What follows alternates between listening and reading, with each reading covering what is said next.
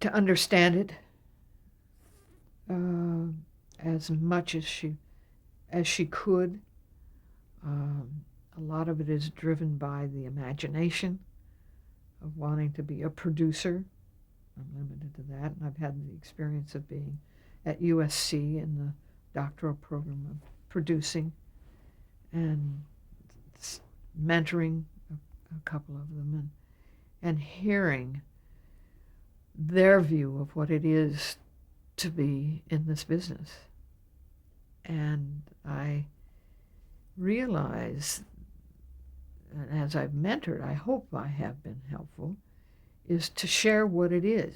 What is the business? What is it? You don't walk in and say, I'm a producer. Hello?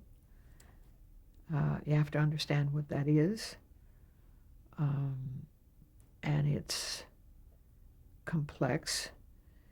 But learn as much as you can, get any job that you can, get any job you can in the industry that seems to promise a direction that will get you toward your goal.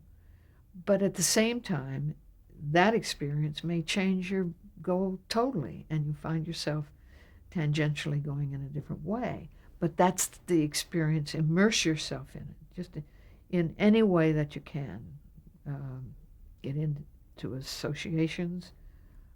Women in Film is a good place. Go to UCLA, to their events. Immerse yourself in it. Immerse yourself in it. Don't be afraid to be ignorant of it. You can't pretend to know it. Academia, I just wrote a letter yesterday to someone wanting a professorship at University of North Carolina at Wilmington, and addressing that same thing that I find in talking to students, not just women, but especially women. I do tend to spend time with it if they wish, and that I have to give.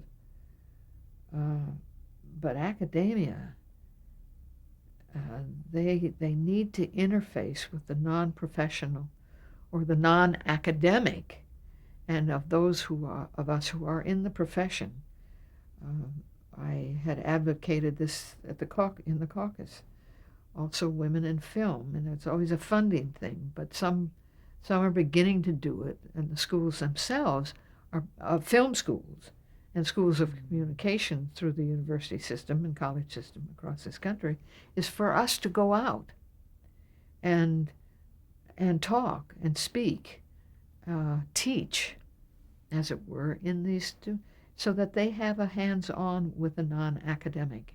And I've seen it in the faces. I've seen it in their questions when they come after you've spent an hour or 2 hours with them. And you just sense their thirst for the experience. It's all very ideological at this point.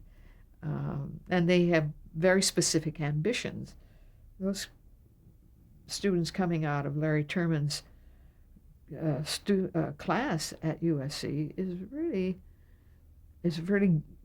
very first rate. They come from across the country. AFI, when I've talked to AFI, they are the best because the professionals are here and they interface. They're the luckiest students in the country because they can reach out, and all writers, producers, directors flock to AFI. And Gene Furstenberg has run an exemplary institution, and it's her passion, and that's infectious. And those students, to have a Spielberg, a Dan Petrie, all of Frank Pearson, all of them that will come on the staff, they are so fortunate for that very reason.